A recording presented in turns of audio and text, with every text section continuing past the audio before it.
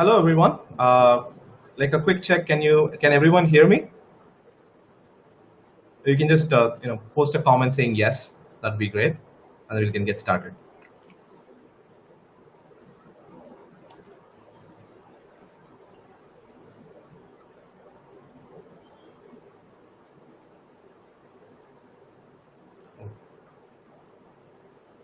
Still waiting.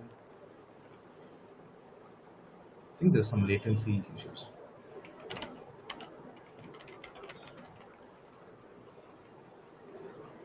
Cool. We're going to get started now. To introduce myself, hi, I'm Nachi. I am with Axel Venture Development Team, and I'm also one of the members of productgrowth.org.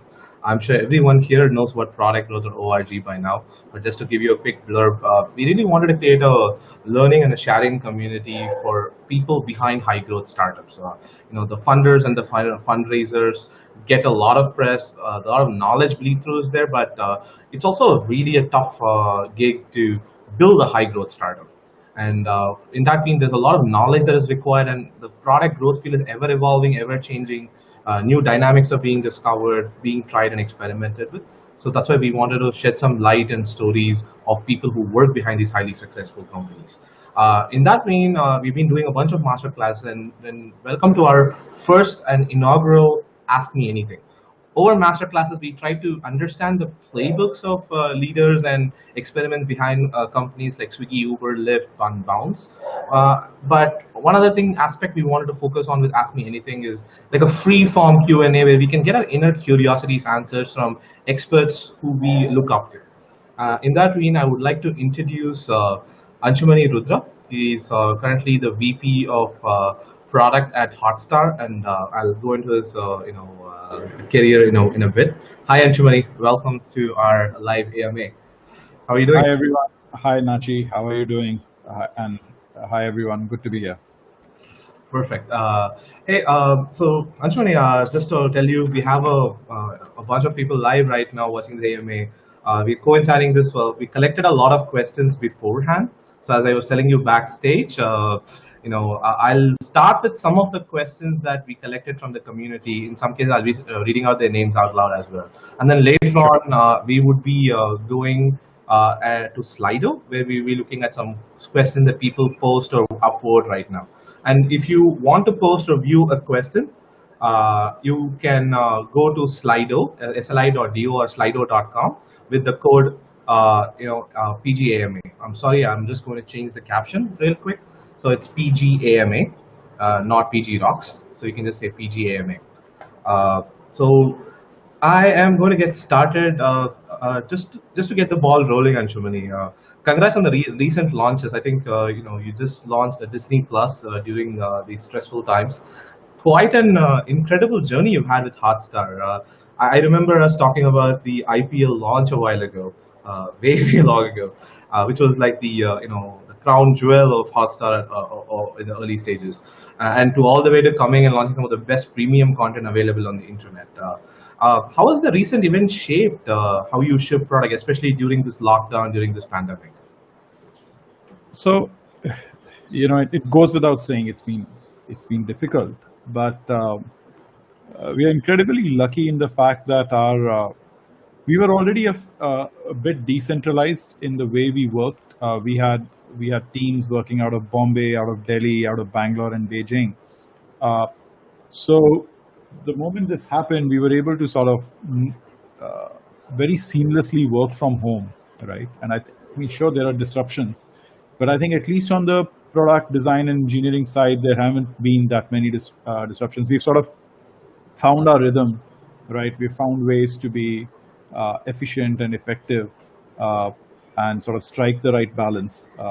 And that's been, it takes a lot of effort. I think we are constantly on Zoom, right? And a lot more meetings than we would have, I would have liked. But I think work's sort of slowly getting back to normal. I think we've hit the right rhythm. People are getting used to this, so which is good. I don't think every organization has I wouldn't say the ability, but they might not be in the kind of business where it's easy to move to a scenario like this.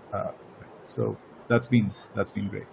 So I I think mean, it's been, it, and kudos to the team for being able to release Disney Plus in India during the lockdown. Right, it's a massive undertaking, and the teams working on it were working tirelessly for months. Phenomenal stuff, just amazing stuff. and I can imagine because for a launch like this to come to life, it requires collaboration across multiple disciplines. And usually, when you're in the same location, we used to call this job herding cats. It's to get them aligned, synced up, kind of one bout, firing on all cylinders back to back is what's key for a mega launch like this. Which involves product managers being able to hustle and on a real time in a co-located space. We tend to go talk to each department and keep them synced up. But doing it over remote, how has Hotstar been dealing with these key decision points or key inflection points during a product release process, especially when they are remote? Yeah, so I think there are two aspects of it, right? There's sort of the very formalized aspect of, if you think of it, product managers are the glue that hold the company together, right? That hold sort of the strategy, the tactics, and the execution together. So from that perspective, a product manager has to be connected across functions to everyone. It's much easier if you're all located in the same place. As I said, for some of us, we are always located in different places, so that already used to happen online, right? But your dependence on tools like Slack, etc., and Zoom really goes up, right? Because you still want to have all those meetings, you still want to ensure that everyone is on the same page. You have to learn how to over communicate. It's very critical that you over communicate and make sure that everyone is on the same page. So I think that's sort of the key, right? In terms of there is a part of product management which is just project managing stuff and just making sure that everyone is aligned. Everyone understands why the decision has been made the way it has been made, and I think that's been sort of the bedrock on which most of our work's been happening over the last few months, and I think it will continue being that way. But yeah, I think it's a difficult time to be a product manager. There are other aspects of product management which are far softer skills. The classic water cooler conversations cannot really happen. I think the biggest drawback right now is that you can't really meet your users. For a lot of businesses, for a lot of different types of products, I think one of the key things is for a product manager or a designer to be out and about, right? Mm-hmm. So if you're in healthcare, if you're in education, you're in any kind of direct-to-consumer product, or if you're in a B2B product, you're in an enterprise product, right? It's very critical that you meet your users, your customers, right? And that's the one big miss, right, which is happening, because the people for whom you might be making the product need not be tech savvy, need not be people who come on Zoom and give you an interview and tell you about their experience of using your app, right? And it's not the same. It's not the same. That observational side of things is going to take a beating. User research is going to be difficult. I think just sort of the direct feedback that you can. Yeah.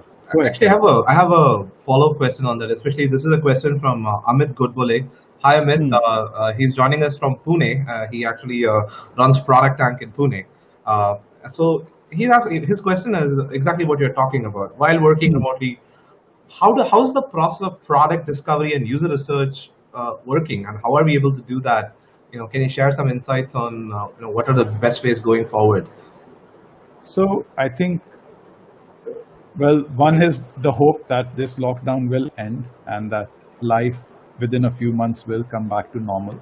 I think nothing beats one-on-one sort of in-person meetings, right? It's very critical for PMs and designers to meet the people for whom they're building products. I don't think that will get replaced. I think that's one aspect where I don't think technology has a solution really, right? So there are a lot of tools available out there for doing user research online, right? We could have always done, recorded conversations with people. We could have always observed what they were seeing. Remote observations always work. And of course, things like surveys still work. I think user interviews can still be conducted, but they would lack a certain nuance, right? Which sadly technology cannot overcome right now. So I think we have to take it with a not a pinch, but maybe a bucket load of salt, right? We have to be prepared for the fact that information which will come to us in this way is going to be, it will get automatically filtered in a lot of ways, and maybe in the wrong ways. So we have to live with that reality. Uh, I think user researchers will find it difficult to sort of. There are some user research methods which will work really well, right? But there are some which won't. So I think we'll have to just get used to this new normal.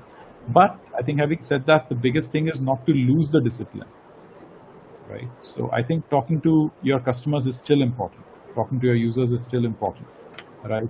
Conducting those surveys, doing those one-on-one interviews is still important. You will still get insights from them. Those insights will still be valuable, right? So we should not stop that process for sure. So true. And one of the things I've also seen in the past is if your customers, if they love your product or hate your product, they tend to be very vocal about it. And I think it's the art of product management. If you're lucky, they'll be very vocal about it. Yeah, I mean the dangerous part is the mad zone in between. Oh yeah. The worst thing that can happen to you is a customer who doesn't give you feedback, right? So either you get very negative feedback, and that's also good because that sort of clearly tells you what your roadmap should be, right? It tells you what not to do. It tells you what to do.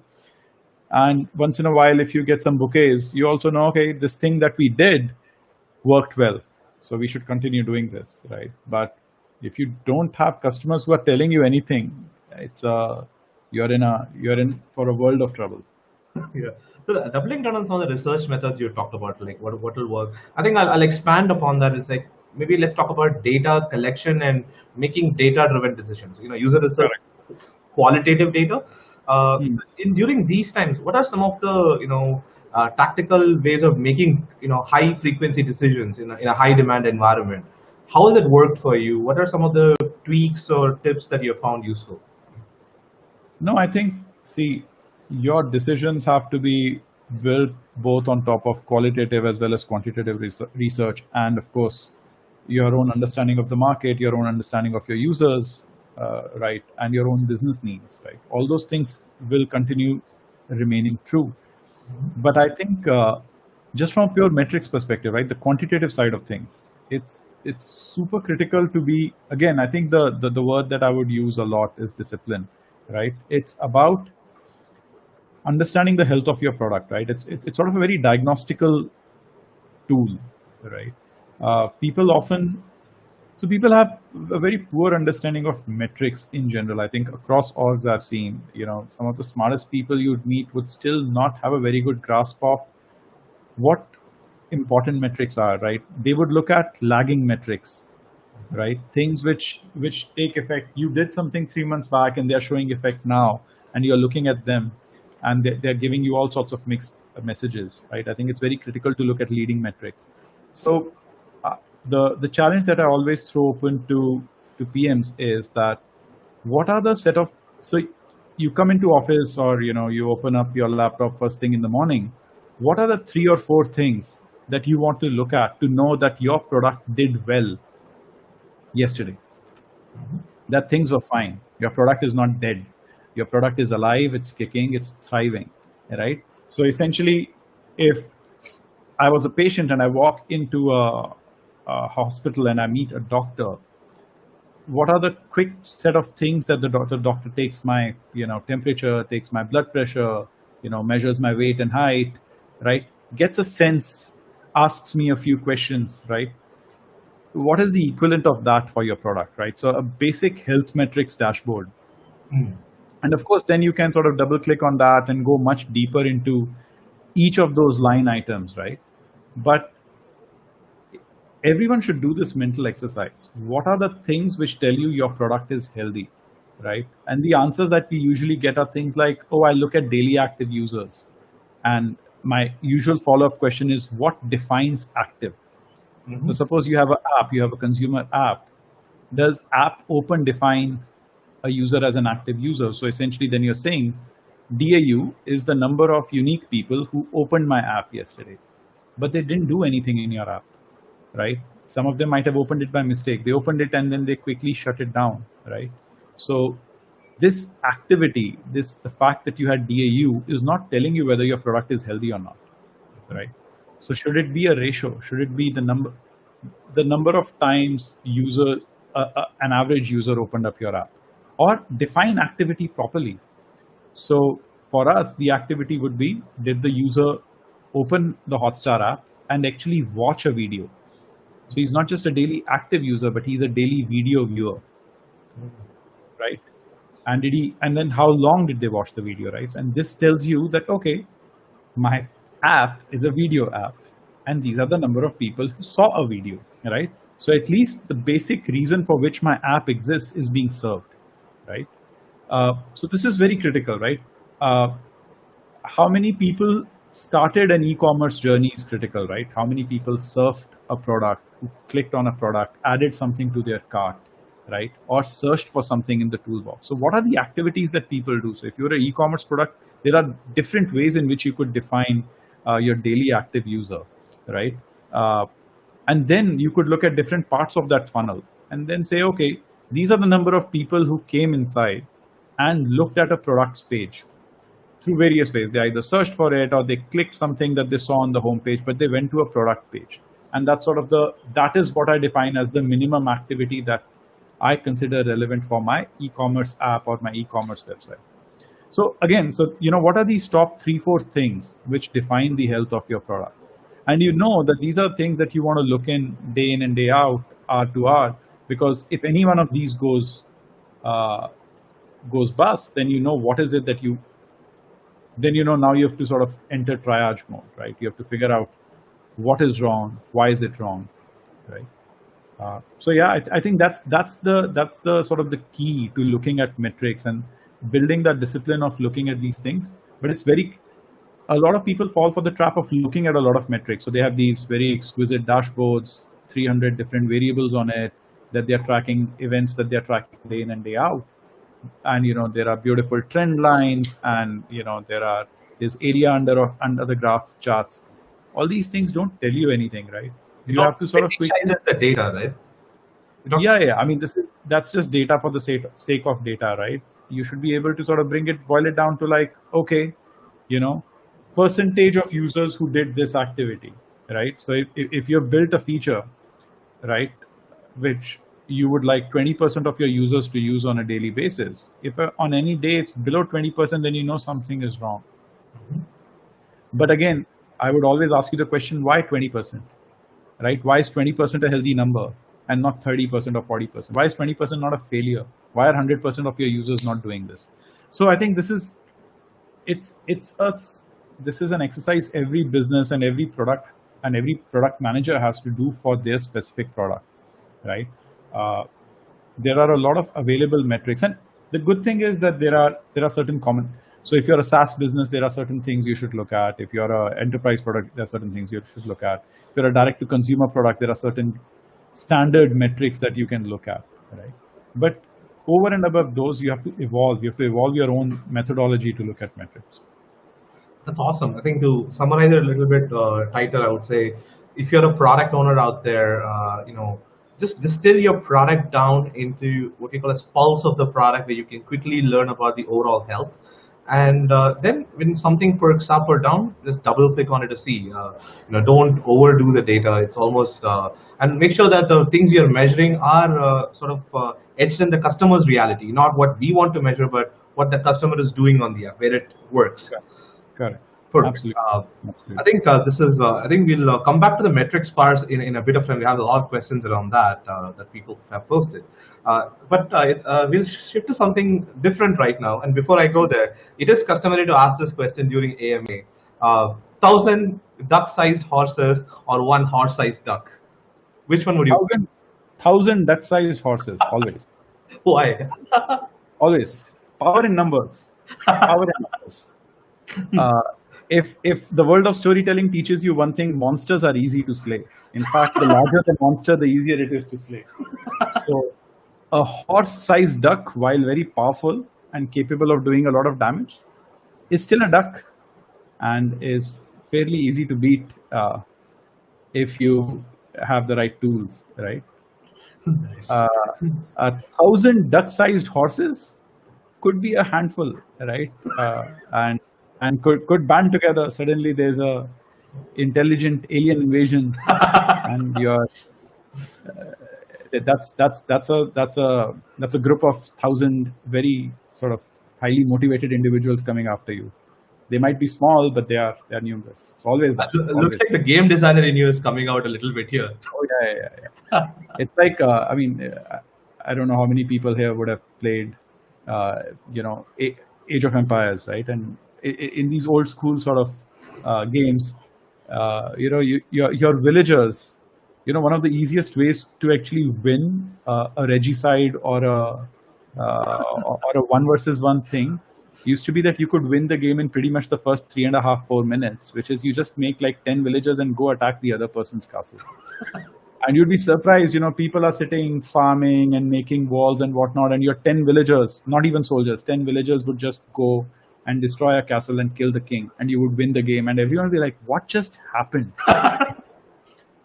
Who takes villagers and attacks, right? And so, yeah, I think some of the most classic sort of tournaments have, even in other, in StarCraft, I remember there's this very classic final match in a very famous tournament in South Korea, which ended this way, where the guy used like sort of the most underpowered units, but just made lots of them and just did like a blitzkrieg attack and just destroyed his opponents in like a matter of minutes.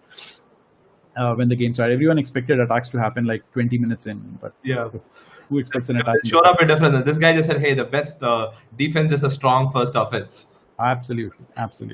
Abhisha says, "Yes, rushing. That strategy always works." And I play Counter Strike, and it's similar. Some of the best teams I know, they just rush B in the first 2 rounds. Nobody knows what hit them. Yeah. Cool. So I think let me take you back to your early days then, which is a good segue from here. If I remember correctly, in 2014, you and your team had won the Game of the Year award at GDC for Dadis versus Jellies. Correct. Dadi versus Jellies. Yes. Dadi versus Jellies. Yes. And so, how did you go from award-winning game designer, to a product manager into and becoming a product leader? What was your transition into product like? How did it happen? So, I've had a strange journey into product management, right? So, started out, I'm an engineer who became an author and then became a children's author, more specifically, then became a screenwriter, then became a game designer, then became an executive, a studio head, sort of a general manager, then moved into product management. And now I've been in product management for a while. I don't know what's next, but I'm the classic sort of example of jack of all trades, master of none. Right? I think most of us can relate to that. Yeah. And I think, my wife always asks me this question, right? It's a very interesting way of looking at people, right? Everyone has a superpower. Everyone has some superpower or the other. And she says, what is your superpower? And I keep telling her my only superpower is I can get along with anyone, right? My adaptability is my biggest superpower. So, you put me in a room full of engineers and I can sort of work my way through them and understand what they're talking about and sort of even learn a lot from them, of course, but even maybe contribute like 0.1% to their thinking of the world, right? Put me in a room of PMs and I'm happy. Of course, I'm very happy. Put me in a room of game designers, I'm very happy. Put me in a room of gamers, I'm happy, right? Put me in a room of writers and I can sort of... So I think the only superpower I have, right, is my adaptability. And I think that actually is why I'm I don't know about successful or not, but why I think I've done well as a PM is that. And I think it's a core skill for PMs to have. PMs need to be extremely adaptable. Product managers, product owners, people who build things should be adaptable. Right? There's a certain rigidity. That's the whole multidisciplinary frame of mind, like having absolutely right. Like I think it's a breadth first approach as opposed to a depth first approach. I think depth is very, very important and depth has to be built over time. So I don't want anyone listening to this to take it to heart that you have to become a jack of all trades and not become a master of anything. That's not what I'm proposing. A lot of people allude to this whole T shape, like having broad enough depth and enough breadth. The issue is that there are very few people who are lucky enough to have figured out their depth very, very fast, like what to go deep on, right? So they'll start off, the sort of the Tiger Woods of the world, who at sort of 2.5, 3 are playing golf, right? I'm not that. I think a lot of people are not that, right? Like, it takes us a long time. And our society has these extremely false constructs that you have to figure out who you want to be at 18 when you enter college, right? So you should have decided, okay, I'm going to be pre-med, or I'm going to go into engineering because, I have a path ahead of me. We're going to live a very long life. Lifespans are already beyond 80. For kids being born today, their lifespans are going to be around 95, 100. And human lifespan will keep growing bigger and bigger. People are not going to retire so fast. I think a retirement age of 50 and 58 and 60 is a pipe dream. So the reality is that you will have to continuously change who you are, right? And you cannot be beholden to decisions you made as a stupid, foolish 18-year-old kid, right? Like, I was a stupid, foolish 18-year-old kid. I had no idea what I was doing, right? I'm a stupid, foolish 37-year-old, right? And I'd love to be that way, right?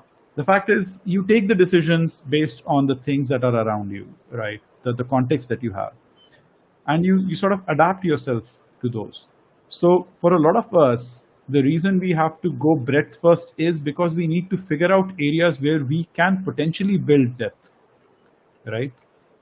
Lucky are the few who know where they want to build depth, right? Lucky are the few who know that, hey, I want to be the best game designer in the world, or I just want to sort of be an epidemiologist, right? Or who would be very successful right now and would be much in demand, right? Or somebody who says, you know what, I just want to code because coding is amazing, coding is beautiful, and all I want to do for the rest of my life is code, right? And at different stages of my life, right, I remember in class 8th or 9th being completely obsessed with biology and was very sure that I wanted to be a doctor. And then in class 11th was very sure that what I wanted to be was a mathematician. And then being extremely sure at some point in my life that, all I wanted to do was play games and make games, right? But these things change. You sort of keep evolving. And I hope, I keep evolving. I hope that I'm this way even when I'm 87.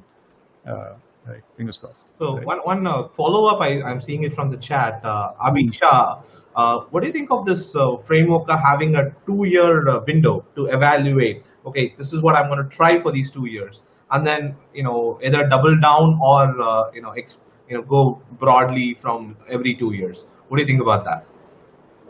See, what is important is that you have a framework. Mm-hmm. What that framework is actually irrelevant. Frameworks are like tools, right? Like, you could have a really, really sophisticated ticketing system, or you could have a Google Doc. And there are teams who will make Google Docs work wonders and produce great products, and there'll be teams who will have Jira and whatnot, and every latest sort of productivity hack. So frameworks are like that, right? The framework has to fit you. Mm-hmm. I can make a Google Doc work for me and my team, right? And then there are people who do wonders with Jira and with everything else, right? Like, it's about what framework fits you and how well you're able to adopt it, right? So whether it's a look at your life in chunks of 2 years and say, okay, for these 2 years, I'm going to do XYZ, and then I'm going to see if XYZ fits me. That's a great framework, right? It's a great framework if it works for you, right? And it works for you is, when I say it works for you, I'm not talking about the results which come out of the framework. I'm talking about the fact that you're able to stick to the framework, right? So each one of us has to sort of evolve a framework that fits well to us, and then just stick to it and see what happens. I think there's a lot of self-awareness. Yeah, and of course you have to keep reality in mind, right? Like, at some point you'll have to make money, you have to make ends meet, you have to pay bills, you have to make rent, you have to take care of your family, right? You'll have other obligations, sure. So you should do things which sort of, the things you're good at, things for which people think you're good at, and things for which people will pay you money. And of course, things from which you derive satisfaction, right? And sort of the intersection of all these, right? Get your ikigai as fast as possible. Ikigai as fast as possible. But it's sort of a fool's dream. It's a very Don Quixotic dream, sort of, right, chasing windmills. You can't have the best of all worlds, right? So sometimes you're like, I'm good at this, and people are ready to pay me money for it. And while I'm doing this, I will try and figure out something that I also enjoy doing, right? That's the, I think almost you have pleasure of your, it's like out of your work. Absolutely, you have extremely good lung capacity, and people are ready to pay you money to be their guide all the way up to the Everest. Do that. You might not enjoy mountain climbing, but at least you'll take a lot of people to the top of the peak, right? And then perhaps during that process, you will figure something out. You might realize that, hey, I could use the same skills perhaps to, go deep sea diving. Nice. Well put. I think the earlier thing you're talking about, developing, but I remember one of the tweets that one of your more recent tweets, which was about a book called Range. I think Yes. Range definitely talks about developing that breadth first, the algorithm, and then going deep. And that's how they say how generalists survive in the world of a specialist. Yeah. And if anybody out there is looking for a good book on that topic, definitely would suggest Range. Go on Twitter and you'll find a lot of people talk about it. Correct. David Epstein's book, yeah. Range. Yeah, David Epstein, great book. It's a New York Times bestseller too, I think. Yeah. So again, I want to double down on something else, I think, and this is a very common question we've gotten from our community members as well. Is how do you transition from a non-tech background to a product management role? Because traditionally speaking, and if you distribute it normally, a lot of people transition from an engineering or even like a business role or a business traditionally educated in, like having an MBA, into a product management role. But there are people who are transitioning from non-tech to what are the how does one do that? What is the best way to go about it, in your opinion? So sadly, no good answers, right?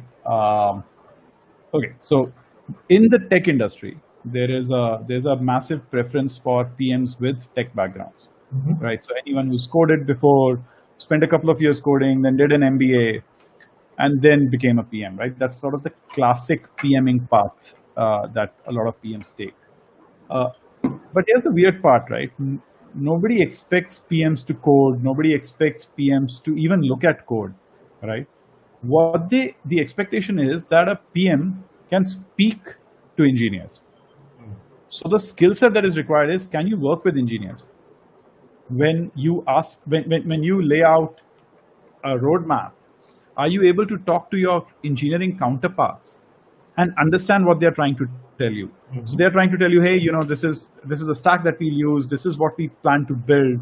But given what you have told us, this is going to take us 6 weeks. And then you're like, whoa, business requires us to deliver this in 3, right?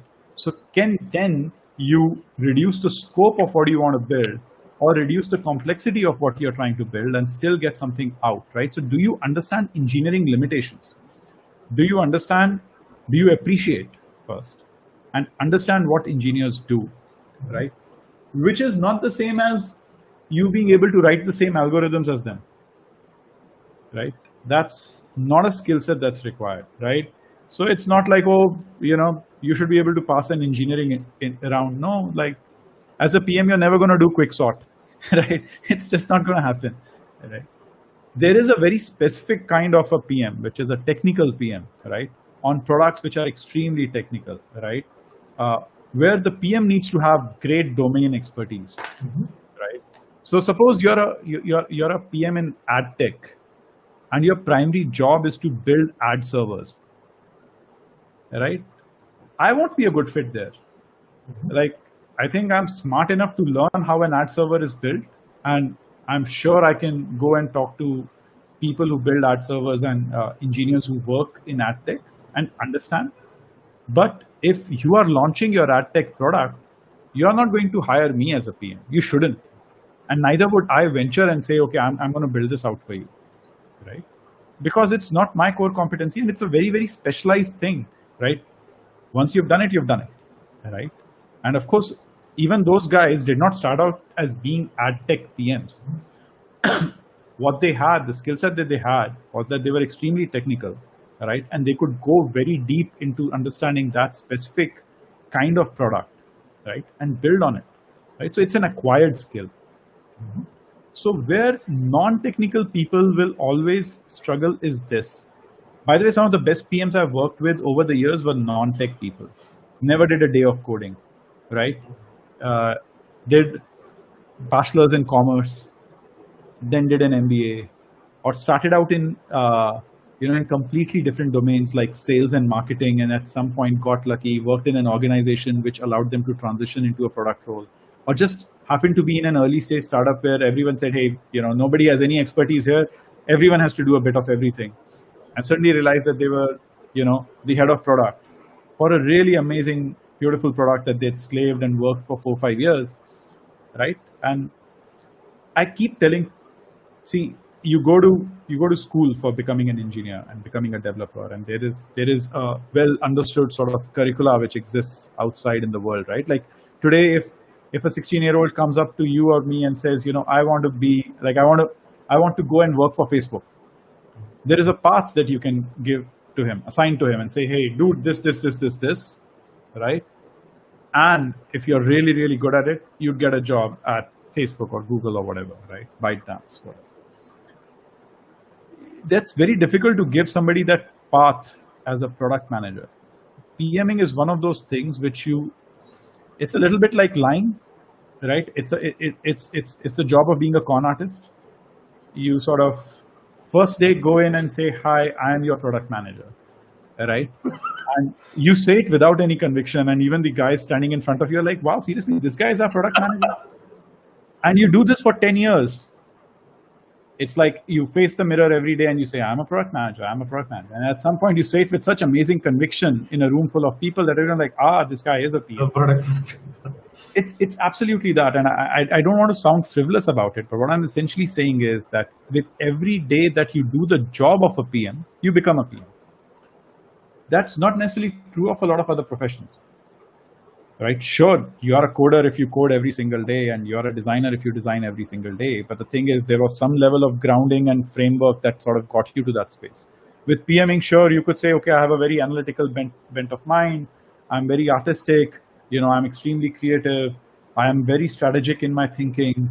I'm great at user research. All these hundreds of different, I'm very good at project managing. I can work across functions. I understand what engineers do. All these are different skill sets. But unless they all come together on that day when you start building something, or you launch something, or you run a live product, that is the day you become a PM. You are a PM the first day you enter your job, and at the end of the day, you have met a bunch of people, and the first time there's a release which happens based on a document that you wrote or something that you whiteboarded, then you're a PM. And every single day that you keep doing that, what started out as a lie or what started out as a myth in your head becomes reality. So it's a self-fulfilling prophecy. Yeah, I am the hero. I am the hero that will slay the dragon. You keep saying that to yourself enough, eventually you are the hero who will slay the dragon. Yeah. I think there's a lot of self-belief, self-awareness that builds out, and just hustle it as long as you enjoy doing it. That's like combining the last two. And nice. I think this is also I think a lot of questions, especially. And I think somewhere in there, so just to sort of come to that answer, right? How do you transition? And there are actually only two well-known ways of transitioning from a non-tech background to a PMing role. Either you work at a very large company, which is open to the idea of people transitioning from one function to another, and you have built great amount of credibility in the function you're currently at. So, you're a very well, you're a sales or a marketing guy and everyone respects what you do. And then you say, what, I would like to move into PMing. Please help me become a PM. And your organization doesn't want to lose you, so they set that path for you. This happens at really large organizations, happens all the time at some of the large tech companies. That's one way, but it requires you to have great credibility in one domain before you can make the jump to another domain. The only other way this happens is at the exact opposite end of the spectrum, which is a very, very early stage company. Either you are the founder, or you are part of the founding team of a startup, or you are the first person who says, I will do everything. I will bring coffee in the morning. I will clean the whiteboard, and then I will fill up the whiteboard with what we are going to build. I will sit with engineers. If my engineer does not wake up on time, I will go on my bike, pick up my engineer and bring him to work. That, by the way, is a real story of one of my favorite product managers who used to go every day in the morning and wake up my most important engineer, who was lazy as hell, right? And imagine this, right? Like imagine me begging you that, dude, can you do this job first thing in the morning, 9 a.m. in the morning, just go wake up this guy, bring him, we'll all have breakfast together, right? And this guy did it. This guy did it for a year and shipped great products because he kept this engineer honest. Wow. I mean, So the worst I've done is bought smokes from engineers for an overnight hackathon. oh, that's way down the pyramid, my friend. Way down the totem pole of all the things that PMs have to do for their teams, right? So, which is what a PM has to be extremely resourceful, right? Get the job done. The only sacrosanct thing in the PMing world is, did you get the job done? Yeah. Right? And it's not that you can't even say you had one job. You did not have one job. You had hundreds of jobs, but did you get all of them done? Done. And if you got all of them done, you are a PM, right? So get yourself in one of these two situations. Either you have great credibility in one domain, and your company and your organization is more than happy to support your journey to the other side, right? Including, say, sponsoring your MBA, or you join at the bottom of the rung at an early stage company and work your way through it. Nice. So The third is my journey, which is you have to be incredibly lucky. that was an escapism. I was going to come to that. I think this is a question from Jagtap as a follow-up. It is what was the day you went into a mirror and said, "I'm going to be a PM," or "I'm a PM now"? What was that trigger, or when did that happen, and what was the trigger? Somebody else did that for me. So I remember one of my favorite PMs. In fact, one of the people who hired me at Zynga as a game designer. So Zynga India started. Zynga India started a studio. They had no game designers. There was no concept of game designers in India when all of this was happening. There were a bunch of people who played games. There were a bunch of us who used to code games back in the day, or used to play board games and make board games. And I was a writer of writing kids' books. So a very close friend convinced me, and another one of the PMs essentially interviewed me, and they convinced me to join. And I remember about 6-7 months into the job, in this review meeting, something was happening, and we were training the incoming class of product managers, and I was assigned a big chunk of that training program. And it was a very strange thing. And I remember the head of Zynga India asked my colleagues, you want Anshu training our PMs? And it's a big deal, by the way. Product management at Zynga is a very, very big deal, right? We had some of the best product managers, and I learned obviously from them. And they said, yeah, Anshu could be a PM. It was just a passing statement. It was said as a joke, right? It was mirth. We were all laughing and sitting at a table. Like, yeah, of course, Anshu could be a PM. He can talk the PMing talk, right? And he can get the job done. And it was very strange. It was one of those surreal moments because, my colleague said it and I laughed at it. And then that evening I went back and said, wow, perhaps last 6-7 months while I've been doing game design work, perhaps I've been doing a little bit of product management work also, right? I think that gave me the first sort of, and again, this also happens because of breadth. Because I had always invested a lot in breadth. I never thought that, design is supposed to be on one end of the spectrum and I can't do what PMs do. So I used to talk about numbers. I used to build dashboards. I used to write my SQL queries, right? So because you do everything and then you suddenly realize, you know what? Okay, sure, I can also do this. So I think that was probably the first time I looked into an imaginary mirror and perhaps said, oh, I could be a PM. What's the big deal, right? And I think, so which is why I always say that, for me, it's just luck and hubris, which has brought me all the way here. Well, what you call confidence. Yes, exactly what most people call confidence, which has that word con in it.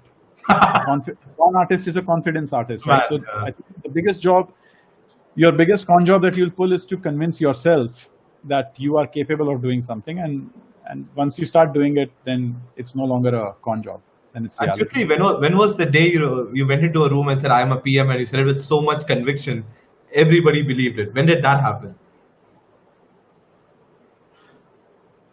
That's an interesting one. I don't know when people started looking at me as a PM.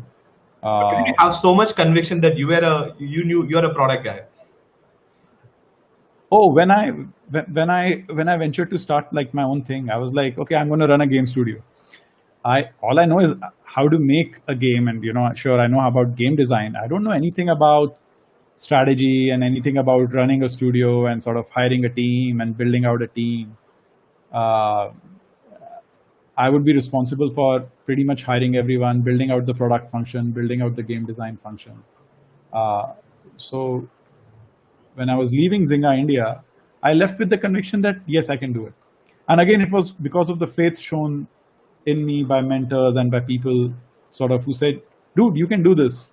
And again, it was a very good confidence trick from their side when they told me that they thought I was capable of doing it. And I'm like, wow, okay, if people think I'm capable of doing this, then I must be, right? How can they be wrong? They are seldom wrong. Nice. Again, so which is, I think my path is, I always tell people that, people ask me these questions and I say, look, I just got lucky. I've been incredibly lucky. I did a few right things, sure, but my path is difficult to follow, mostly because I know the path that other people have taken successfully to this, but my path just requires you to have a lot of providence on your side.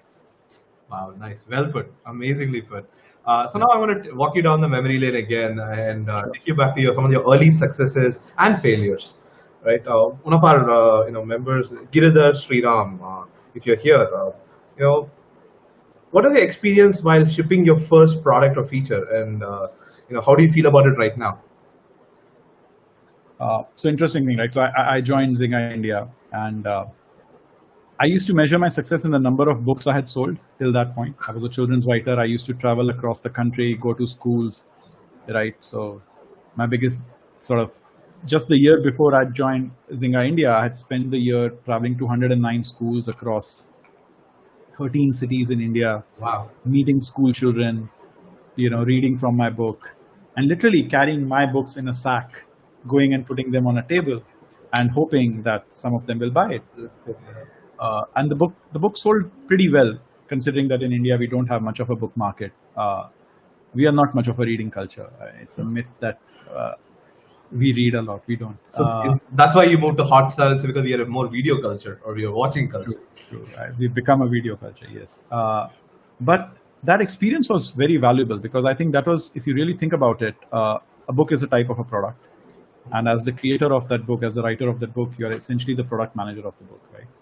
And to be truly honest, it's very difficult to just be the creator and say, I don't care about distribution. I don't care how this sells or who's going to sell it, right? You are sort of responsible for, in this modern day and age, you're sort of responsible for the entire journey. I think that without realizing it, that was perhaps my first product job, because now that it existed in the form of a book, I had to sort of go and sell it, right? And that happened, right? And that journey in that first year, in that year leading up to my first job, was essentially this. That confidence sort of came from that okay, yeah, I can. And then I land up at Zynga, right? This extremely beautiful engineering culture, great product managers, and I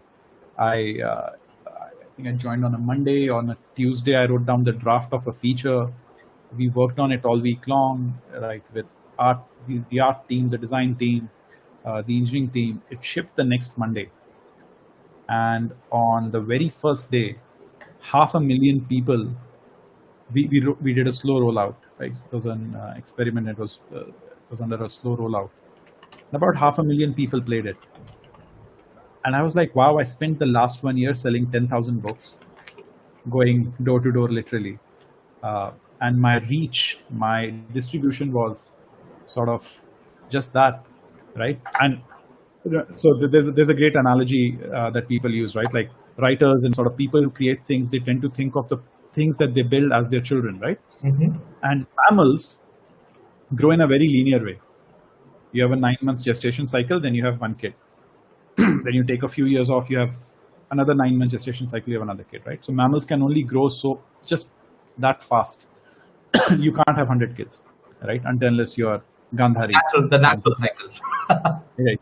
So the mammalian way of growing is very linear. And in fact, even like, and it's a good way of thinking about distribution. Your distribution is literally, so, where are your margins coming from, right? So literally every book that's printed there's a marginal cost to printing that book and to warehousing it and to then selling it, right? And suddenly you come in a purely digital world of games, and there's barely any marginal cost to the millionth and first user and the millionth and second user, right? The distribution is, at that point, it was on Facebook, on the web, and there are these people who are coming and checking out your feature. They're spending time playing that feature. We built a quest system for a game called Fishville. It was a fish tank simulation on the lines of Farmville. That was one of the first games I worked in when I was at Singa. Fishville.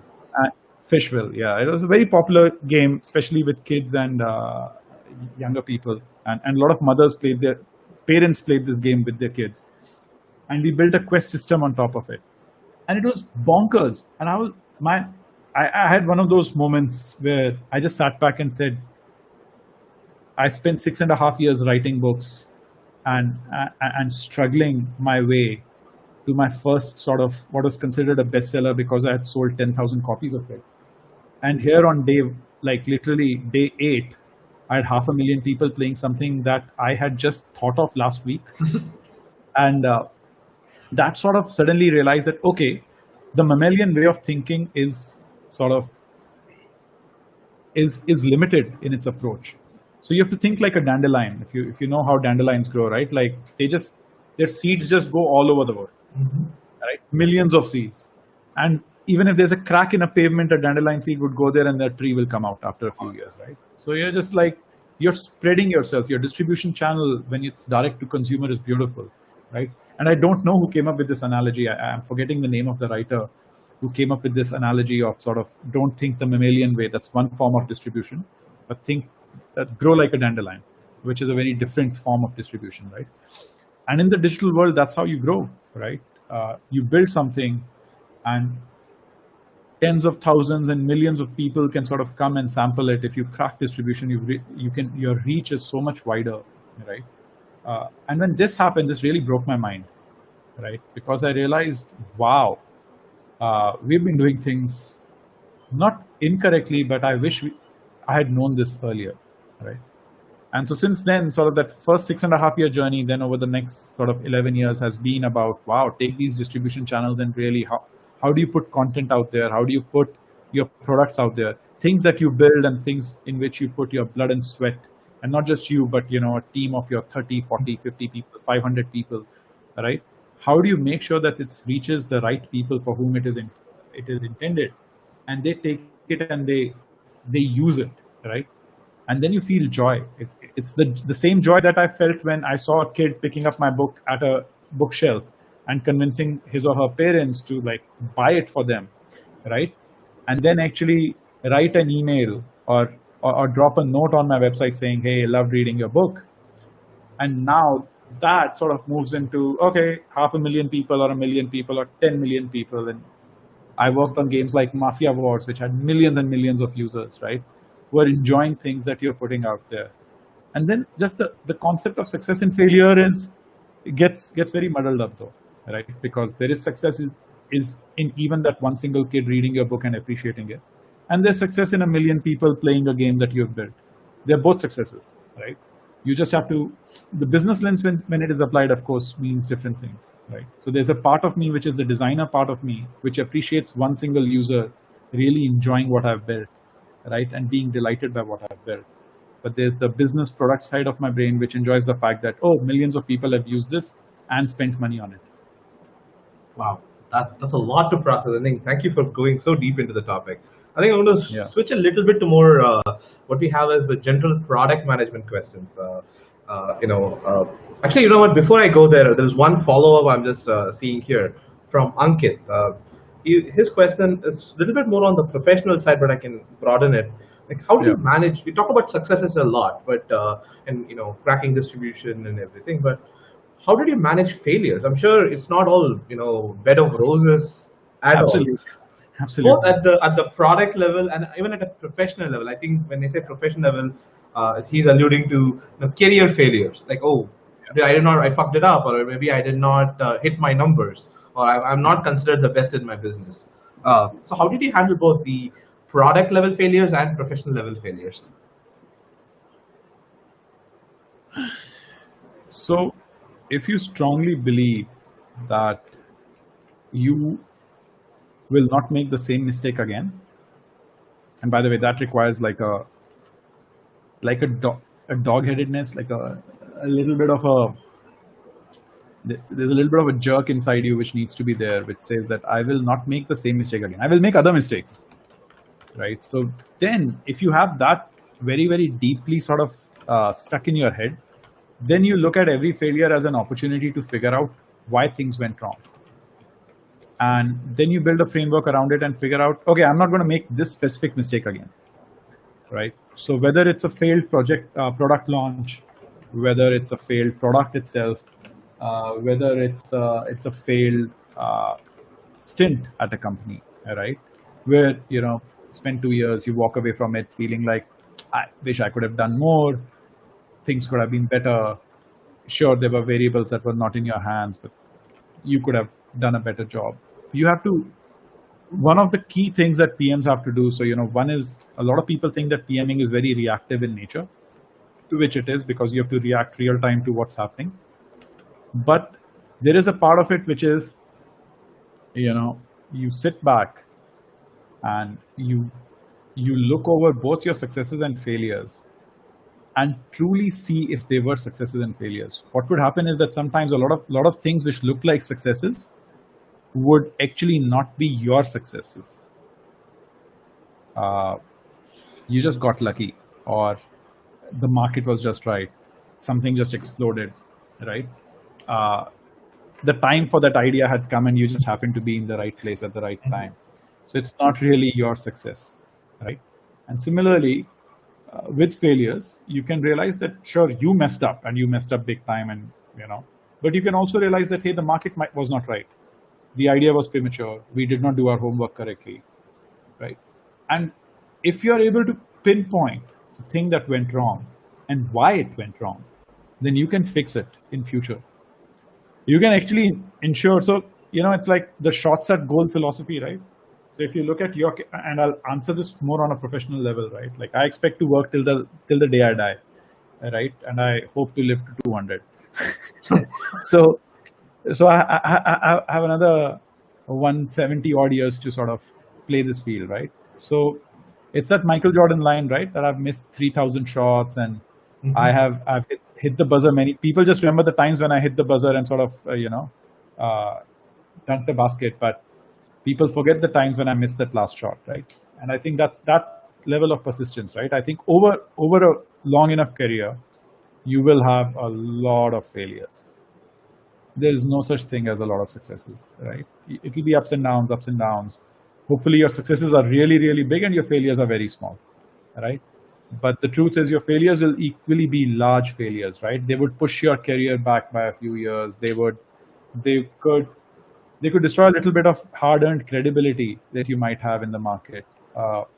It's very difficult to walk out of a bad situation with your credibility intact. Seldom happens, right?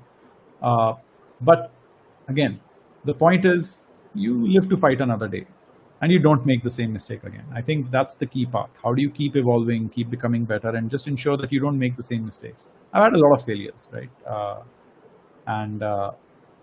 I think I've learned more from them and I know it's a very cliched thing to say, but I have definitely learned a lot more from my failures than from my successes.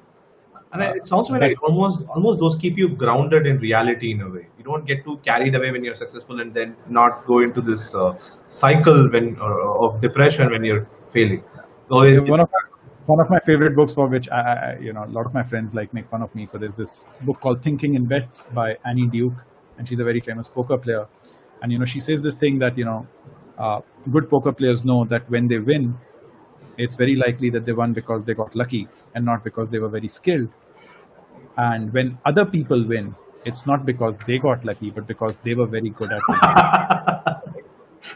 So as a PM, you have to keep remembering that your failures are your own. You failed because you were not good enough.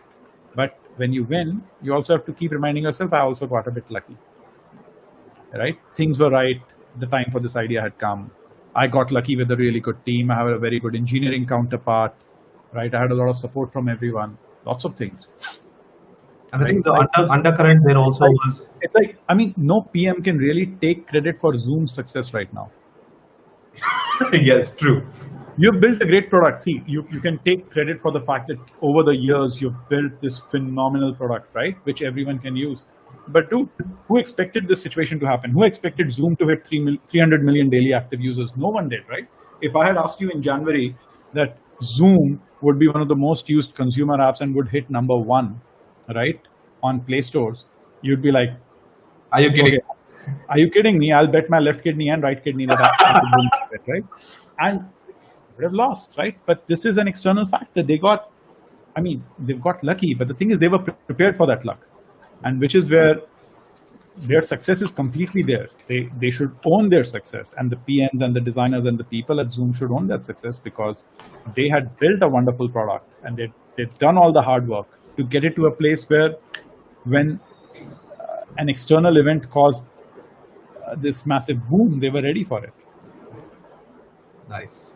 So I'm going to quickly shift focus from early product management to growth. I think some of the products that we love to use and continue to use have grown really well, like Fracto and Hotstar. I need not even tell, one of the fastest growing and biggest OTT platforms in India.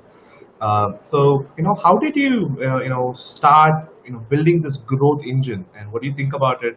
Especially in terms of, let's talk about, how did you strategize in this particular ecosystem, especially the entertainment, the OTT segment? How did you, go about building that? No, I think so. I'll give a more generic answer to that. Giving it specific for the OTT entertainment space is again, there are a lot of other factors at play, right? We'll cover that later, but let's talk about. I'll give a little bit of, I'll flesh that out, right? Like we have IPL rights, we have BCCI rights, we have ICC rights. That means you're the only destination for cricket in the country. So a lot of the growth is already assured, right? So growth becomes easier because you've already spent a lot of money and effort into carving out that niche for yourself, right? So that's one way of approaching growth, right? But I'll give a more generic framework, right? When you're thinking of growth, when you're thinking of building a product that people really want to use, that has crossed sort of that product market fit stage, right? It has found a market, it is being used, people are paying for that service, or you are able to monetize. And then now you're sort of growing, right? And there the growth is very, very heavily dependent on, right, that sort of your ability to get it to people at a far cheaper rate than the money that you're going to make on it. My strong sort of consideration for people always is, what always hurts me a little bit is that when we think of growth stage in the absence of business fundamentals, right? Which is that, hey, it's easy to take $100 million from someone and drop it on growth, right? And get 50 million users or 100 million users. And what you've built is a leaky bucket and they'll all disappear, right? So I think for me, it's very, very clear that there are certain steps which need to have been done really, really well before you reach the growth phase, right? Where you say, okay, I've built a Ferrari. This engine can take anything, right? Now give me a runway, right? Build me the best runway in the world, and I will break this, the high speed record, right? So growth is about building the runway, but you already have a Ferrari, right? And I think what people forget is they think that growth is about building a growth product.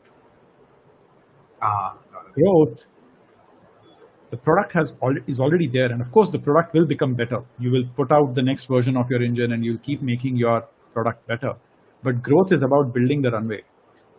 You've built a great plane, you've built a great engine, you've built a great race car, but now you're going and building the path for it, right? You're cracking distribution, you're cracking monetization, you're cracking a whole bunch of things. You're figuring out how to get your product in, if you're a consumer product, how to get your product in the hands of 100 million people.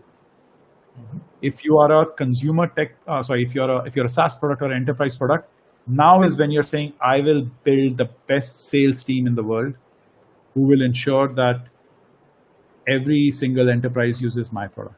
because my product is just that good, but it requires your product to be just that good.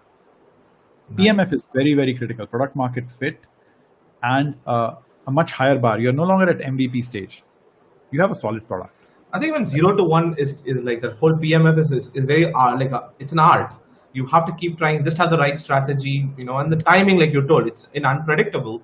But the market is forgiving. The cycles keep changing, and it's always, you can get back on the horse even if it doesn't work the first few times. Yeah, and I'm doing that to myself.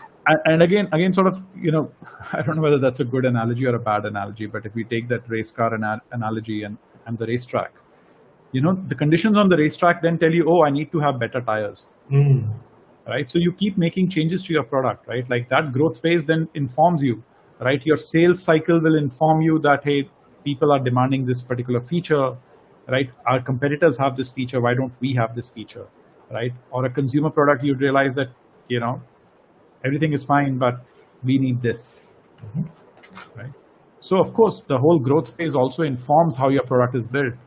But growth is about building the runway, not the engine. Nice, very nicely put. I think one of the follow-ups I have from the one of our members, Shruti. Shruti asks, growth and monetization strategy for your ecosystem. How did you balance growth and monetization? And a follow-up for that as well is, how are you balancing user experience and monetization in the same regard?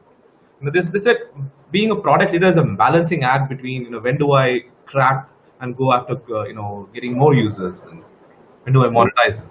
Actually, so I'll take the second part of that question, right, which is how do you balance between monetization and user experience? And the point is, you don't balance. It is one and the same thing. You cannot have a product which monetizes which has poor user experience. And I know it's easier said than done, because when you're building your monetization rails, you are actually sort of compromising your user experience. But in the short term you might monetize, but in the long term your product would fail. So depending on what kind of monetization you have, if you have ads driven monetization, your fundamental product has to be great, because if its engagement is not fantastic and people are not spending enough time on it, you don't have enough inventory to sell. Right? So if your user experience is not great, people would really hate the ads. If your user experience is great, people are like, okay, I'm okay with seeing these ads, right? Makes sense. If yours is a product where people pay money to use the product itself, they're not going to pay money if it's a shitty product. So according to me, monetization is completely connected to user experience. There's no such thing as bad user experience and great monetization. Well, point noted. So without much ado, I so far I've been asking you some of the pre-submitted questions from our members, and just FYI, we collected questions, like I told you, from Twitter. When people registered for this event, we got them to submit some questions, and we also got it through our community, which is something we are launching in beta right now. But I'm going to quickly shift to some of the questions that are submitted on Slido before going back to more of the pre-submitted questions. So I'm going to share my screen real quick. Sure. So these are the questions, and in case some of them are already answered, you can just skip them over. Yeah. So are you ready for the quickly answering some random questions from the web? Sure. You want me to read out the question, or you're going to read out the question? I'll read it out. So sure. It's an anonymous question, the first one. How much growth should be product-led versus paid outbound? I believe he's talking about paid acquisition. Rather, how much percentage do you budget for paid and outbound? Any generic example? Again, it's a difficult question to answer, because there's no fixed ratio to this, right? Look, even paid and outbound growth has to be product-led, right? So I have a very contrarian view to this. I think product marketing teams and product teams should be combined in most startups. Very seldom. See, if you're a very if your marketing is very above the line kind of marketing, your marketing is sort of led by television ads and newspaper ads and radio ads. Sure, that's very classic outbound.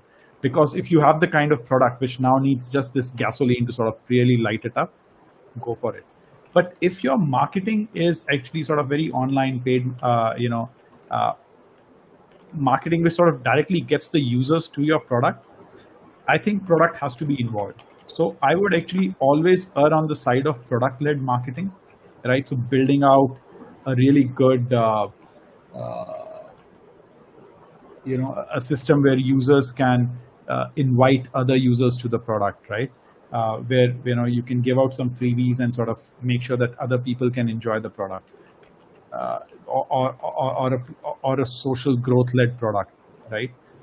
So find different product as a PM, and I'm not sure if the person who's asking this question is a founder or is a PM, but as a PM, I think PMs should own this aspect of marketing. You should not own television ads or newspaper ads. That's not your skill set, right? Have like a strong marketing team which does that. But I think as far as sort of online digital marketing is concerned, right, where your job is to get people to your website or to your app, and then you have to get them to use it. I think it's something that product-led, product-first approach is a much better approach. Nice. Very well said. So the next question is from Arzu Sharma. Across your past experiences, are there any behavioral patterns you've noticed with respect to designing digital products specifically for Indian consumers? You're going to love this question. I think I read a blog about you about this. Yeah. So I've written a lot about designing products for India. Okay, so I'll try and keep this short because I could go on for this for like the rest of the evening. No. So here's the interesting thing, right? India is a country where we love to skip steps. And if you look at the growth of anything, right, the way we are as a country, we're still a fairly young country, right, in terms of like post-independence. But our growth is always incredibly slow in the first few years of any new cycle, right? So whether it's the tech cycle, whether it's the telecom cycle, whether it's coming online, we were incredibly slow. And then boom, Geo, right? Or no payments, UPI, right? So we love step function jumps. We are very slow in going from A, B, C, D, and then we sort of love to skip E, F, G, H and directly jump to sort of the middle of the alphabet, right? So this, by the way, is a very, very Indian tendency also, which means that we are slow to start, but then we make mental jumps. Our mental jumps are very sort of step function jumps. And this is true of Indian consumers, right? So we suddenly go from years of nobody knowing how to use a mobile phone to suddenly everyone going to a place where mobile phones are so ubiquitous and using a mobile phone is so has become such a deep part of our DNA that products which we would have never thought were successful in India would suddenly become very successful. And my favorite example, and I've given this multiple times, right? So I build digital products, right? One of the features so if I want to do a single threaded reply in WhatsApp, right? I want to give a reply to, so Nachi and I are say chatting, and to maintain context, I want to reply to a specific comment of his. I used to hard press that and then click reply and then go down and type the reply. My mother, who is, who did not grow up using technology products and who's only over the last few years started using a mobile phone and sort of a smartphone, one day was sitting right next to me, and while I was doing this, and she tapped me on the hand and said, just swipe. And I realized that if there is a comment from Nachi and if I swipe it, it automatically goes to write mode. Now this is embarrassing, right? When your mother, right, who knows a particular design pattern, right? This is a new design pattern where you can swipe on objects and it leads to actions, right? So easy thing to reply is just like swipe on a card and you can immediately get into the replying window. And this was beautiful. And I asked her, how did she learn it? And my mother's a teacher. She's been teaching for many, many years. She said one of my students taught it. So I was sitting in the teacher's room and something happened and my student saw this. And that's how I realized that, this is how Indians learn it, right? There are mothers out there who are learning it from their kids, right? There are grandmothers out there who are learning things from their grandkids. So we take step function jumps from not knowing what the word swipe means. We swipe away. She still doesn't know what swiping means, right? Like if I make a Tinder joke, she wouldn't know it, right? But she knows what the swipe functionality is, right? And all of India works in these beautiful step function jumps. So the problem is now, if you're a designer or if you're somebody building products, in your head you have this notion of, oh, Indian users can't do this, or Indian users only know how to do this. And you sit on your ass and you don't do anything for 6 months or 1 year, and the whole country passes you by, right? Suddenly a very dominant product comes into the market, right? Everyone knows that sharing means share on WhatsApp, right? I love share chat when they changed that, the 3 dot share symbol to the WhatsApp symbol. WhatsApp symbol, yeah. Yeah, they're like, dude, every user will share on WhatsApp, so just put the WhatsApp logo right there. It's such a beautiful product insight, right? Because that's become the lingua franca of the people, right? WhatsApp is so dominant as a product in the Indian market that anything that can happen on WhatsApp can be easily adopted into any other product. Now, if you're sitting and thinking, no, I don't want to put a share button and I don't want to put WhatsApp, you're just being silly, right? So keeping track of what your consumers are doing. Indian consumers go extremely slowly and then do these massive step function jumps.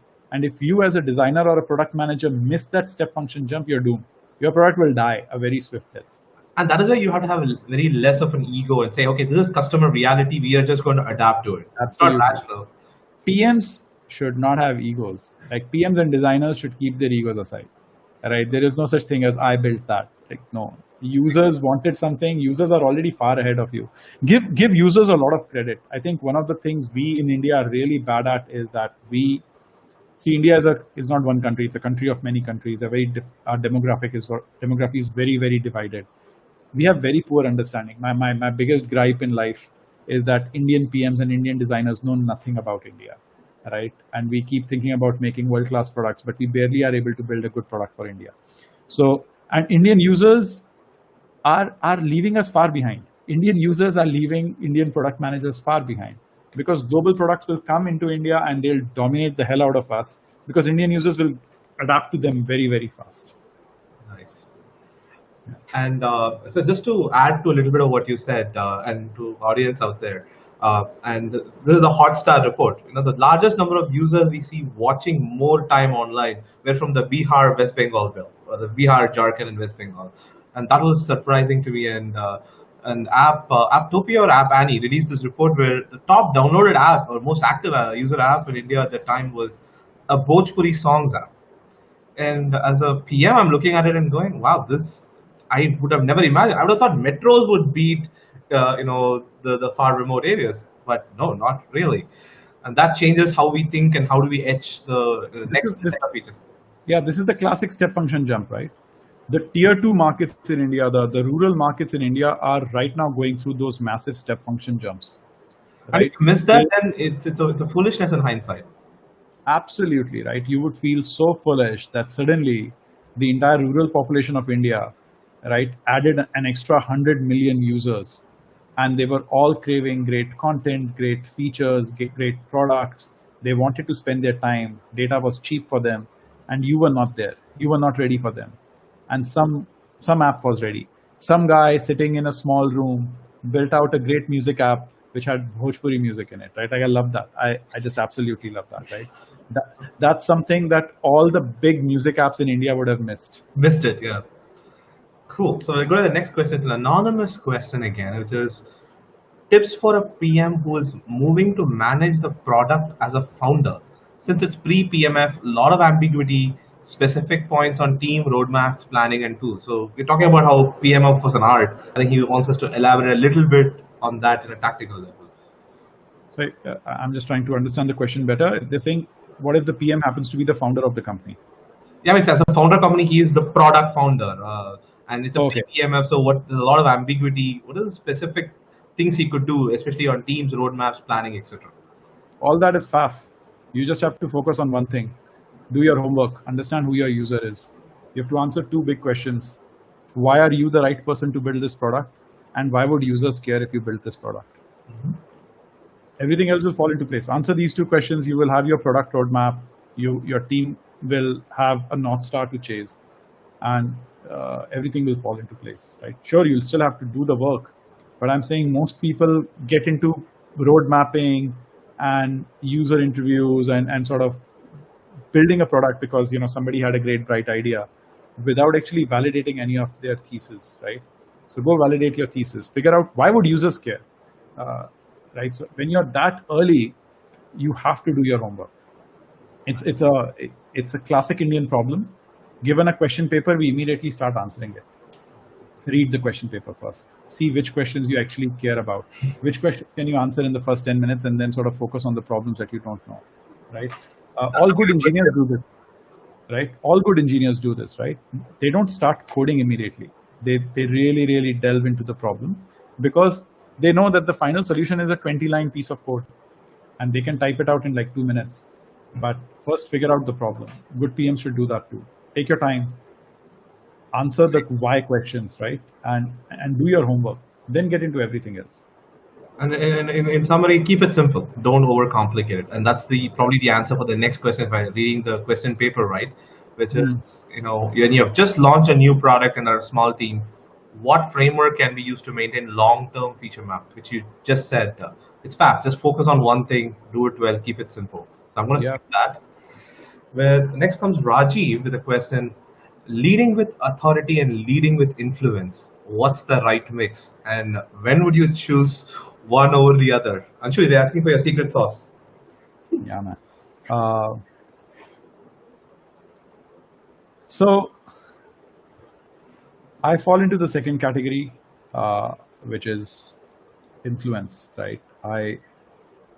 My style of sounds very high flying, sort of. My style of leadership. No, it's not that. It's just when you're responsible for leading a team and other people are looking at you, I think the way you do it is you build a lot of credibility with them. You work very closely with them, especially in the early days. You sort of get a sense of who they are, what they are. Are they aligned? Are you able to build a good roadmap for them? Are you able to sort of sell your vision to them, right? So a lot of it is influence, I think. So I keep saying this, that building consensus is the single biggest thing that PMs do, which is not the same as it becoming a democracy, by the way. I think what people confuse the two things is, and I'm guessing where this question is coming from, right? There is the leading with authority. Authority is essentially telling people, we will do this.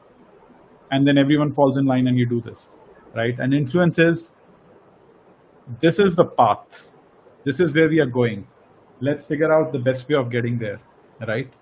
And convincing everyone that this is the right path. And convincing everyone that, more importantly, that is the right destination.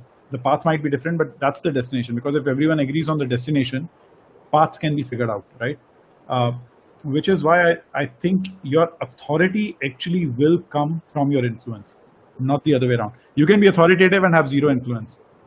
And over time, that just essentially means that then you have to be the smartest person in the team, which is in general a really bad idea. I don't want to be the smartest person on the team.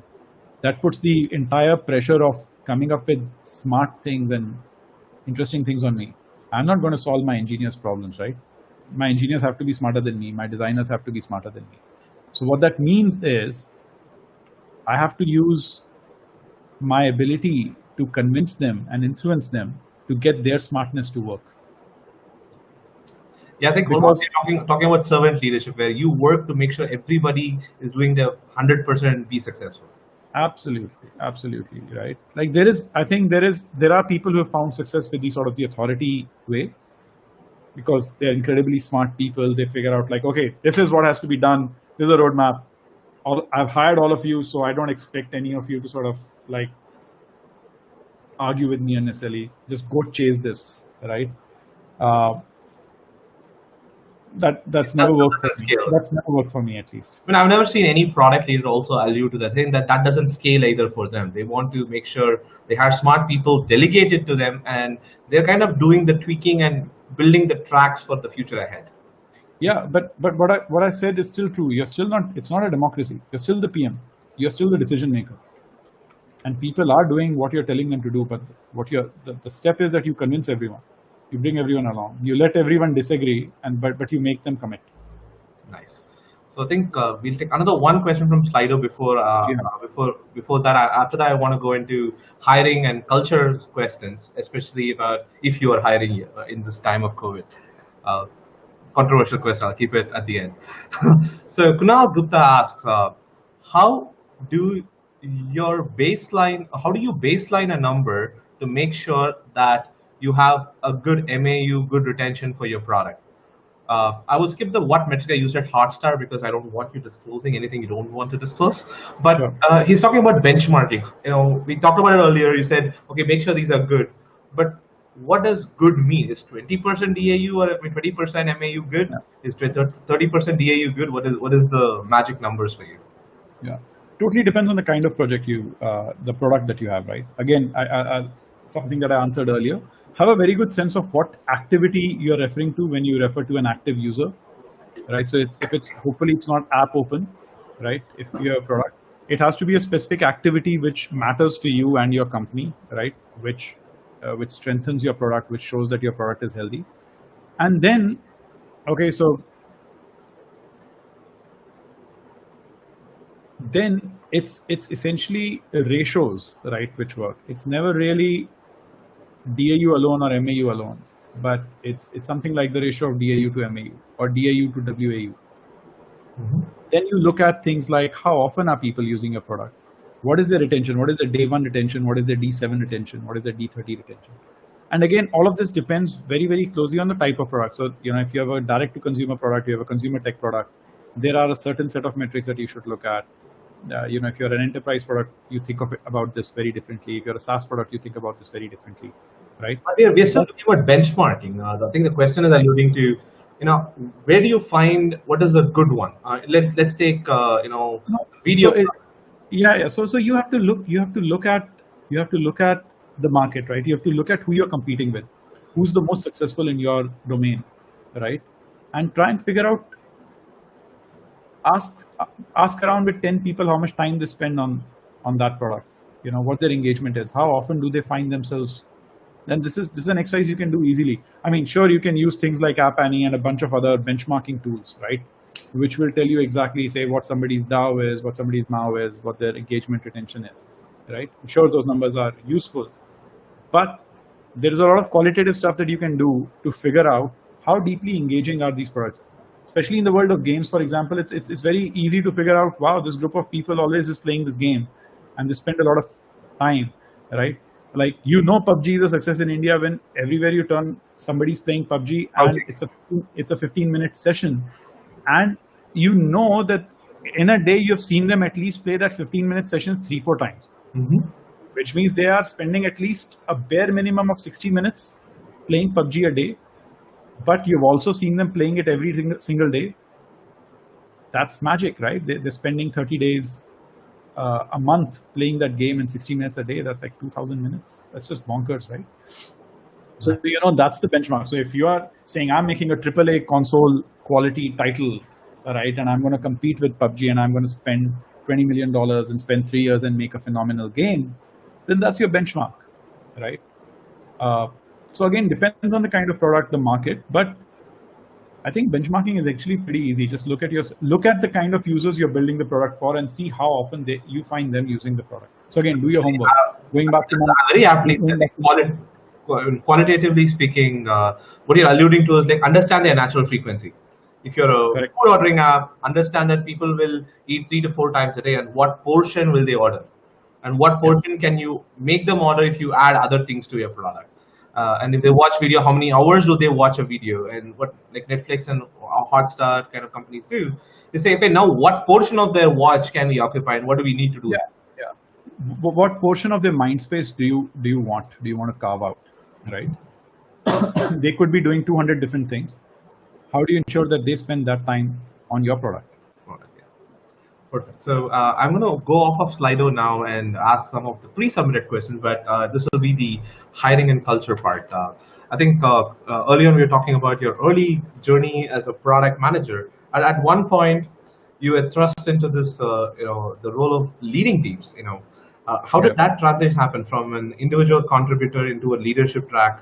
How did you feel about that? So for me, it happened earlier, right? From game designer, I went to a general manager, right? Like I ran my own game studio. So building a team and sort of hiring people happened actually before, and building the product and hiring product managers and leading. So I've sort of, my individual contributor track has actually happened. And it's always the case, right? That you're 1 step up and 3 steps down. So you could be a product leader and you could lead 50 people, 100 people, 500 people, doesn't matter. You are also involved in actually hands-on building the product. And that's sort of a critical part of being a product leader. So yeah, so I think, as I said, I lucked out, and for me that was always a status that right from the beginning, I joined Zynga India at a very early stage. We were building out Zynga India, so I was involved in hiring, I was involved in building out the studio, and then of course building out my own game studio. So that skill set got imbibed pretty early on in my cycle. Nice. I think one other question that we have on the hiring and culture part is from both Dalan Mendolka and Neeraj Hirani. They're asking, how is your org designed and structured? How do you go about building your teams, and and how do you make sure that the different teams, maybe growth or maybe different areas like social viewing versus core viewing, social experience and core viewing, they don't kind of clash or compete with each other? How do you set up a very collaborative organization? So the way to think about, there's a lot of material and there's a lot written about sort of things like pod structures and everything, right? By the way, the company that sort of came up with pod structures has moved on from pod structures. People don't realize that Spotify no longer uses pod structures. Oh, wow. Yeah. Spotify actually evolves its org structure pretty much every year. So from if you speak to people at Spotify, they said, yeah, that was our structure last year. Org structure should always be a work in progress. I think they take you through different phases of your journey. I think there are a few fundamental truths that you should adhere to. So for me, it's what are the 2 or 3 things that you want to achieve as an organization? And these could be business goals and these could be product goals. And you don't see those changing. So something like, hey, monetization through ads is not going to change because that's sort of something that we will always do. Mm-hmm. Or you say that growth and retention will always be North Star metrics for us. Making sure that our product has great D1 retention and D30 retention and D6-month retention, and M6 retention is always going to be a goal that we chase. So now if you look at it, right, the health metric dashboard that we spoke about early on, that these are the 5 things that I look at. So if I'm the product leader of the company and these are the 5 things I care for, I need to have 5 dedicated teams on these things. So things which will always remain true or will remain true for at least a few years or the next couple of quarters, that these things are fundamental to who you are at that point of time, require dedicated teams to chase. Then there are midterm to short-term goals that you have. And usually those goals can align across these teams that you have built or can be heavily bracketed into one single team. So for example, if you already had a payments team and you are building out a new subscription product, building out the subscription product is a short-term sort of 3, 6 month, 9 month goal. It can very, very happily sit inside the payments team.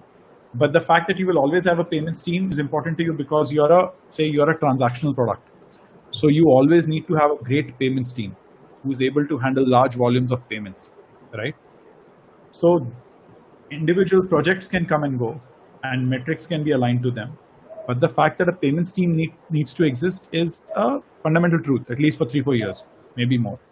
And then keep experimenting, keep tweaking it. That's like the key message there. So think about what are the fundamentals of your business. For each of the fundamentals, you need to have dedicated teams. You need to have dedicated owners and leaders, right? And you need to have dedicated teams. They need to have the firepower to go and achieve that, right? So they should not have shared engineers. They should not have shared designers, right? That doesn't work. Give them dedicated people, give them dedicated resources to really, really go after this.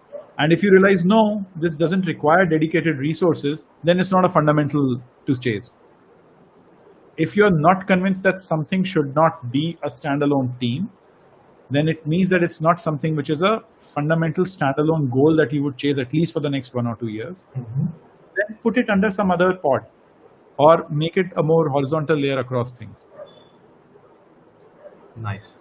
So I think I could not cover all the questions that people asked. So I think we spoke backstage as well. So we Anshumani said he will drop by from time to time. So we just opened up our community, so you can actually post your questions in an AMA thread there. For that, you can go to community.productgrowth.org. I'm waiting almost at the 7 o'clock mark, so I want to just ask a couple of final questions. But I do want to know, doesn't end here. You can come back to community, post your questions, and Anshumani, maybe you can visit in the following week, maybe a couple of times, and answer those questions there. Thank you so much for doing that. Okay, controversial question coming up. A lot of us are worried about, what will happen to product managers post this, the lockdown. We're expecting an economic downturn. So the two parts of the question: what do you think will be the general hiring, in market like for product people in the coming days? And more controversial, or I don't know, I'm putting you on a spot. Are you hiring, or will you be? Do you see yourself hiring in the next 6 to 8 months? I'll answer the first question first. I think, product managers are not going anywhere. The reality is people will lose their jobs. I think a lot of engineers are losing their jobs. I'm surprised PMs are not. I haven't heard of a lot of PMs losing their jobs, but a lot of engineers have lost their jobs because people have sort of fundamentally realized that an entire unit or a entire sort of set of things that they were doing are no longer relevant for their survival. So that entire team is getting dropped, right? This will happen, right? This too shall pass. Companies fail all the time. Layoffs happen all the time. We are seeing layoffs happen at a much larger scale, right? I think for younger people out there, my only advice is that getting kicked out from your job is not the worst thing that will ever happen to you. Believe me, it's probably the best thing that happens to you, right? Getting laid off is not a bad thing. I know layoffs they come as a shock because all of us feel like, hey, I'm really good. I'm really good at what I do. Why did I get laid off, right? It's essentially like any bad breakup. You always ask the question, why me? And that's exactly what is true of losing your job, right? Even if it's in a scenario like this, even if somebody says, hey, COVID and 3,000 other people are losing their jobs, you're one of them, and you're like, why am I one of those 3,000 people and not the other 10,000 people who are keeping their jobs? And you will need your time and space to sort of think about this, but it's okay. Losing your job is not the worst thing that will happen to you. Life is far more interesting and beautiful than getting a job and losing a job, right? So I think first get that fear out of your mind. And this is true not just of PMs, but of everyone. 2, this is going to lead to some very interesting things. This might perhaps finally give you the push to do things that you always wanted to do. This might help you become a better PM. This might push you towards becoming a PM. So if you're an engineer and you always thought you wanted to be a PM, then this is a great time to actually figure that out. Nachi knows I'm very bullish on the fact that there is going to be a cohort of companies called the COVID companies, right? Companies which just started before this catastrophe hit us, and companies which will be founded in the aftermath of this. And I believe that 10 years from now, some of these companies will be the most valuable companies in the world. We would look back and say, man, that company started during that phase in world's history, and look how strong it is, right? Because I think whenever situations like these happen, great things happen. Now, are you a part of that journey? So if you were in a job that you really loved and you're losing that job, or you're not able to find a job that you really, really want, right? It's okay. Take a step back and try and sort of look through that globe and try and see the future. What is the kind of job that you could take up right now? Where could you be a PM, right? Which might do really, really well. The world has already pushed you on towards the brink. Jump. Nice. My advice always is that jump, right? Like, see, if you are very far away from the edge, it's very difficult to get you to jump because you're very safe and secure. You're not going to take risks. But the world is pushing you towards the brink. So either you run back up, if you have the ability, do that. Sure. But there's nothing wrong in jumping, right? I think as long as... No, keep Sorry, going. yeah. So, yeah, I think, interesting things will happen. You might be in a very safe and secure, larger organization, and, this situation is suddenly making you feel like, am I doing the right thing? And, you can jump and sort of jump into an early stage startup. you might have lost your job and you might think about starting up. This is a great time to actually transition into a different kind of a role, right? I mean, if you're not going to do it now, when else can you do it? We're already at the bottom. Can't go worse than this, no? Fingers crossed. Hopefully can't go worse than this. Let's be the fingers crossed. Knock on wood, fingers crossed. Green. But my point is that, like, if there's only one way right now, and that's up, right? Okay. The second part. I still want you to answer the second part of the question. I'm getting. I think people will. I think companies that are doing well and that are growing will keep hiring people, right? Like growth stage companies and companies that are exploding will keep hiring. Will keep getting the right kind of people in. There'll always be opportunities, and there'll always be. We've not stopped hiring in any way right now. And I'm sorry I'm pushing you on this again, but in the next 6 to 8 months, do you see yourself personally hiring for your teams? Given that Hotstar has been doing great. Yeah, I mean, if there are roles that we really need, and if there are places where we, want to expand and grow, we will hire people. I mean, there's no such thing as not hiring people. This is a setback. It's a temporary blip, but I think business will go on. It's business as usual, right? For a lot of companies, it's business as usual.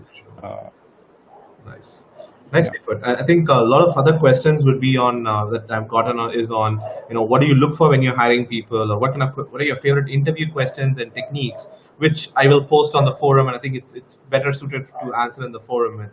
And I think I'll be getting a lot of CVs which I'll forward to you as well.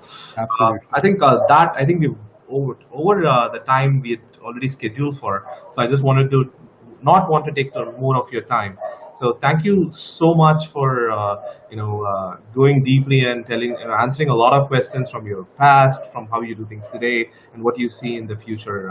I do want to wish you, your team, and the entire organization of Hotstar luck and all the very best in the time going forward.